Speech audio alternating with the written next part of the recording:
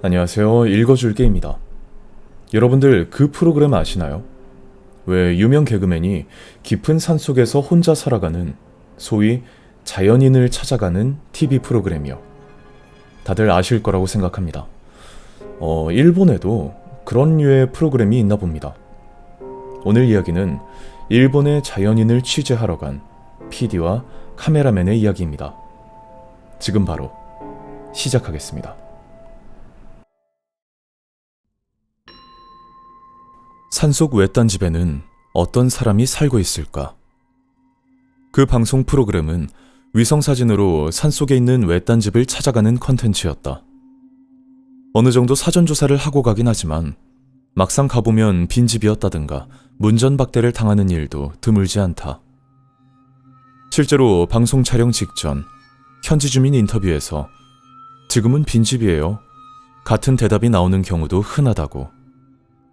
또 애초에 그런 깊은 산속에 사는 사람들이다 보니 인간을 싫어하거나 괴팍한 성격의 사람이 사는 경우도 많다고 했다. 그런 취재의 성공 사례만 방송으로 나가는 것이고 실패 사례도 꽤 많다는 것이다. 그런 실패담 중에서 내가 들은 무서운 이야기를 소개하고 싶다. 프로그램 디렉터 우에다는 시네스 지방 깊은 산속에 흩어져 있는 외딴 집 하나를 눈여겨보고 있었다. 겹겹이 이어진 산들 사이, 마치 사람의 접근 자체를 거부하는 듯한 장소에 존재하는 집이라 더욱 흥미를 느꼈다고 한다. 본체로 보이는 집 옆에는 커다란 창고 같은 별채도 확인되었다. 야, 저기 가려면 꽤 고생하겠네요. 함께 가는 카메라맨 야마베가 위성사진을 보며 중얼거렸다. 근처에는 민가도 없고 마을이라고 부를 만한 곳도 보이지 않는다. 사진으로 봐도 가장 가까운 취락에서 상당히 떨어져 있는 것 같았다. 하지만 방송적으로는 오히려 맛있는 그림이 나올 거라며 그때는 낙관적으로 생각하고 있었다고 한다. 아니 그래도 진짜 콘셉트에 딱 맞는 외딴 집이잖아. 여기로 가보자. 도심에서 고속도로를 타고 중간중간 휴식을 취하며 약 5시간 만에 목적지 근처에 도착했다. 예정보다 훨씬 빨리 도착한 덕분에 새벽부터 출발한 보람이 있다며 여유롭게 현지 소바를 먹었다. 위성사진 속에서 가장 가까워 보였던 마을에 도착한 두 사람은 목적지로 이어지는 길을 찾기 위해 주민을 찾아다녔다. 계절은 겨울. 약하긴 하지만 눈발이 흩날리는 날씨라 밖에 나온 사람을 좀처럼 찾기 힘들 거라 생각했는데 마을 입구 바로 앞에서 농기구를 정리하던 노인을 발견했다. 일하시는 중 죄송한데 이 장소 아시나요? 자신들이 방송 제작진이라는 걸 밝힌 뒤 위성사진을 보여주었다. 노인은 프로그램은 모르는 눈치였지만 미소를 띠며 사진을 바라봤다. 그러나 몇 초 후 갑자기 표정이 굳어졌다. 거긴 가지 않는 게 좋아. 아무도 안 살고 있고 장난삼아 갈 곳도 아니야. 노인은 안색을 바꾸며 내뱉듯 말했다. 뭔가 있다. 우에다는 그렇게 느끼고 자세한 이야기를 물었지만 노인의 입은 끝내 열리지 않았다. 그 후에도 마을을 돌며 몇몇 주민에게 외딴 집에 대해 물었지만 모두 비슷한 반응이었다. 그래도 우에다는 계속 수소문하며 집으로 이어지는 길을 찾았다. 하지만 좀처럼 길이 보이지 않았다. 이번엔 헛걸음인가 보네요. 야마베가 스마트폰 지도를 보며 말했다. 모처럼 여기까지 왔는데 말이지. 이런 날도 있는 거지. 근데 주민들 반응 보니까 뭔가 사연 있는 장소 같지 않아요?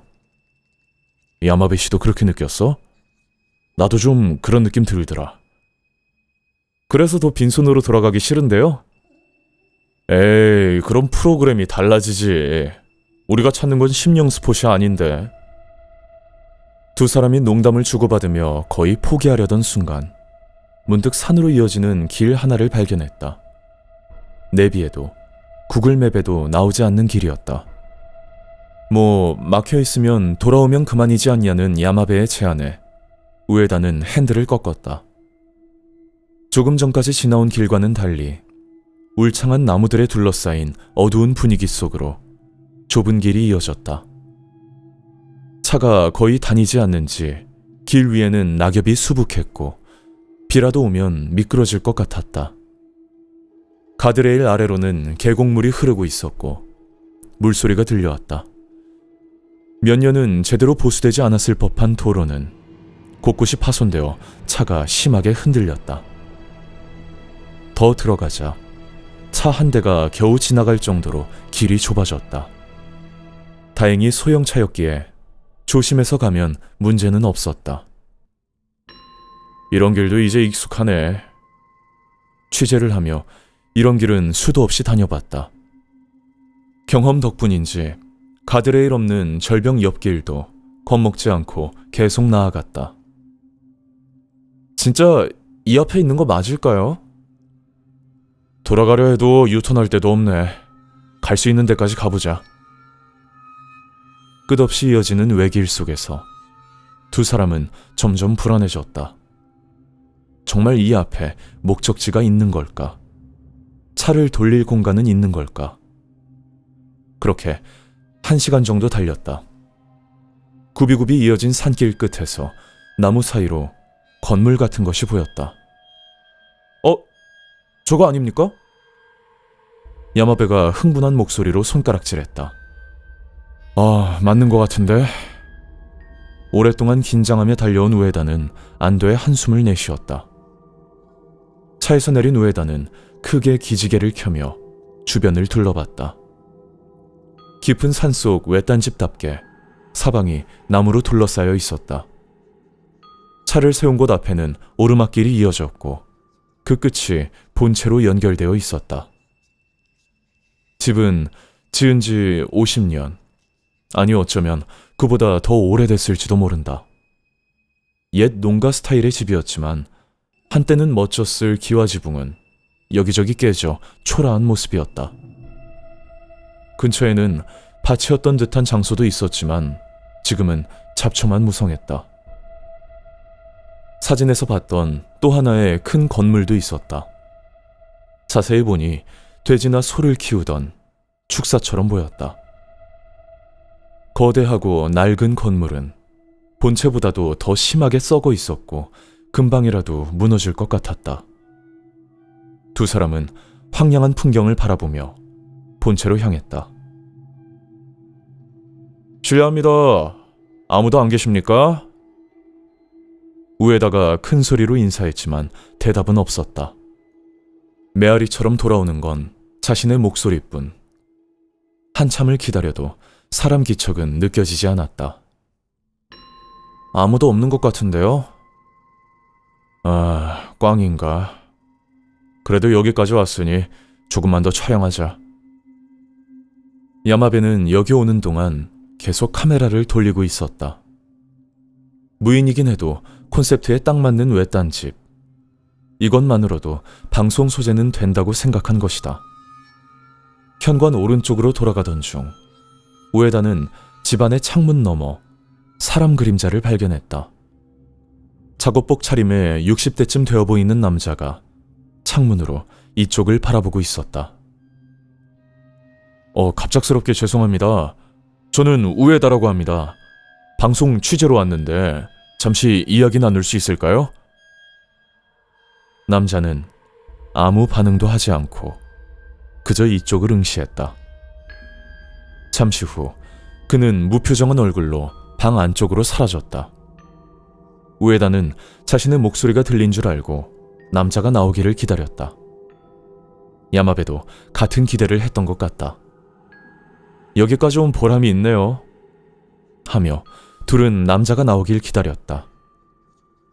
1분, 2분, 3분, 5분이 지나도 남자는 나오지 않았다.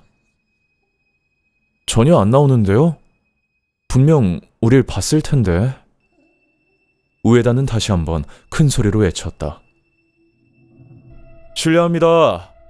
바쁘시겠지만 잠깐만 이야기 부탁드려도 될까요? 대답은 없다. 몇 번을 불러도 반응이 없자 우에다는 결국 현관문에 손을 댔다. 실례하겠습니다. 옛날식 미닫이 문이 덜컥 열리며 소리가 울렸다. 그는 현관 안을 들여다봤다. 뭐야 이거? 현관 안에는 넓은 흙바닥 공간이 펼쳐져 있었고 안쪽에는 거실처럼 보이는 큰 방이 있었다.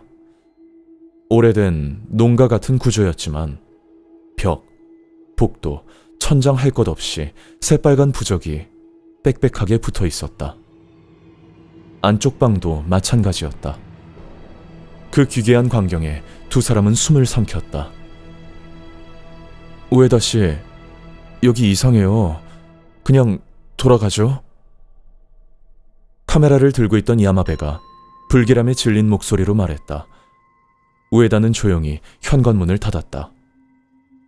야마베 말대로 이곳은 뭔가 이상했다. 그 남자도 이상했고 현관 안 풍경도 이상했다. 마을 사람들이 말한 대로 여긴 오면 안 되는 곳이었던 걸까? 그렇게 생각한 순간이었다. 갑자기 등 뒤에서 돼지 같은 짐승의 커다란 울음소리가 울려 퍼졌다. 한두 마리가 아니었다. 수많은 돼지 울음 같은 괴성이 사방에서 터져 나왔다. 놀라서 뒤돌아본 두 사람의 눈에는 아무것도 보이지 않았다. 소리가 나는 방향을 보니 썩어가는 축사 쪽이었다. 두 사람은 급히 차를 향해 뛰기 시작했다. 그 와중에도 축사에서는 끊임없이 짐승 울음이 들려왔다. 여긴 뭔가 이상하다. 진짜 위험하다. 둘은 필사적으로 차를 향해 달렸다. 그러다 문득 축사 안쪽으로 시선이 닿은 순간 우에다가 멈춰섰다. 야마베도 앞으로 넘어지며 비명을 질렀다. 축사 안 천장에는 썩은 무언가가 흔들리고 있었다. 남자인지 여자인지도 구별이 안 될 정도로 새카맣게 썩은 무언가가 눈을 돌리고 싶어질 만큼 끔찍한 광경이었다. 그리고 그 아래에는 검은 돼지 같은 짐승들이 그것의 주둥이를 들이대며 몰려들어 있었다. 매달린 물체들이 흔들릴 때마다 밧줄 삐걱거리는 소리가 선명하게 들렸다. 야마베는 구토하며 그 자리에 주저앉았다. 공포 때문에 실금했는지 바지 가랑이가 젖어 있었다. 우에다는 움직이지 못하는 야마베의 점퍼 목덜미를 붙잡고 필사적으로 차까지 끌고 갔다. 저게 대체 뭐냐고 우에다 씨도 봤냐고. 야마베는 차에 올라탄 뒤 거의 정신이 나간 상태로 옆자리의 우에다에게 소리쳤다.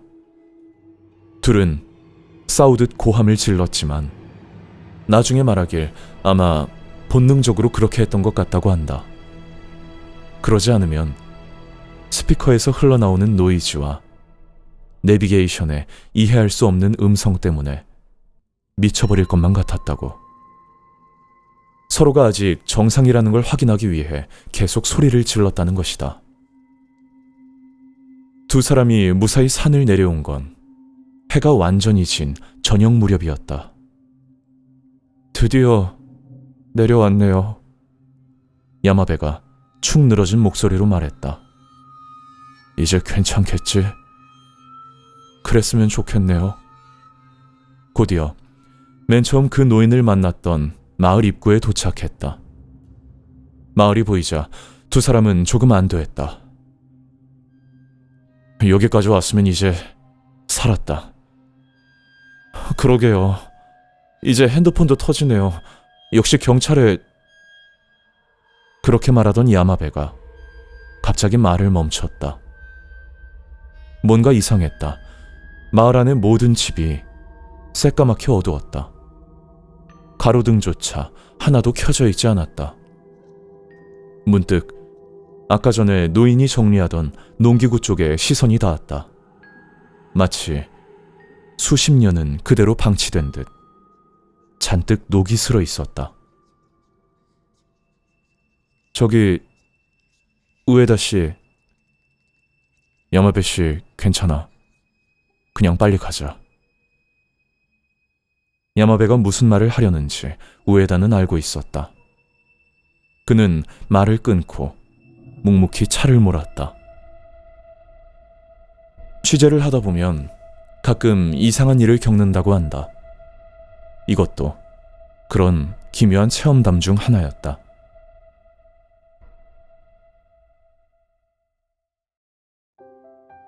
네, 여기까지입니다.